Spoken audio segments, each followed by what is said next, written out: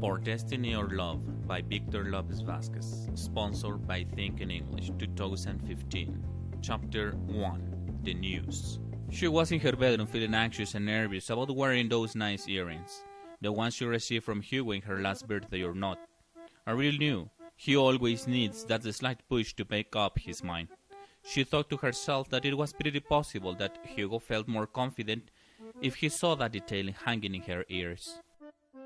I just can't believe he's finally doing it. Oh, Hugo. Seen yesterday, 10:30. He hasn't logged in since he changed his profile photo. He looked so cute. I was the last person he talked to when he asked for us to meet today at 5 p.m. And then he left me in complete intrigue.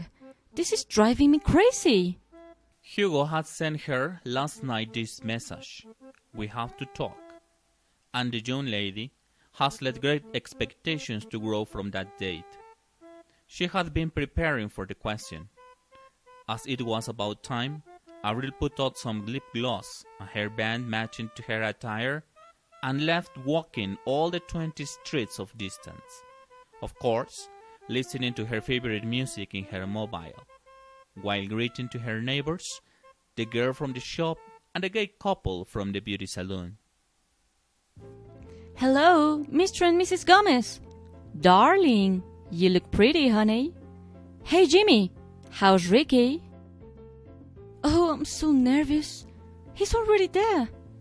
Gosh, he looks very simple indeed. When Avril arrived, she saw Hugo sitting carelessly in her worn-out jeans and black t-shirt. While finishing his cigarette, she didn't finish her first impression when all her fears disappeared. The guy had stood up and ran to her just to pick her up in a warm hug. Pretty, how you doing? Why did you arrive so early? Well, I actually had nothing else to do. Well, let's go sit there, okay? Both guys, still holding hands, walked in silence to the bench where they finally sat. Avril took off her earphones so she could listen to him clearly, while Hugo stared at her for a moment, then smiled and glanced somewhere else. Avril thought he had noticed her earrings and smiled. Finally, after a long pause, Hugo spoke. Well, I was remembering how we used to run after each other to get us wet by throwing balloons filled with water. Did you remember that? Excuse me? I never got you wet. You used to get me all the time. All around them turned silent. Hugo twisted his mouth nervous and stared at the ground. It seemed like he was about to begin a conversation, but he just didn't. In that moment, Avril, who was playing anxiously with her earrings, threw accidentally one of them, which fell to the ground. When she knelt to grab it, Hugo introduced his hand in his pocket and took out a sheet of paper, which he gave it to Avril. She thought. Really?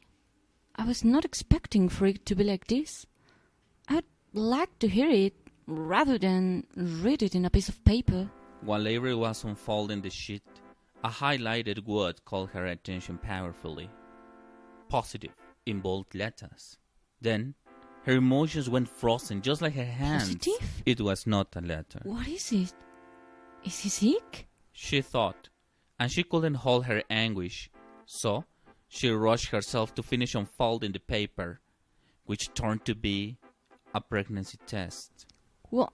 Avril's heart was frozen. What is this? She didn't understand what was all that about. Is it his mom? Avril couldn't see the name written in the paper. It had been covered with a pen. Dumbest, childish girl from school. Avril turned her head to Hugo, who stared at her and spoke with an unknown voice to her up to now. Avril, I do need you. I'm having a baby with Melanie.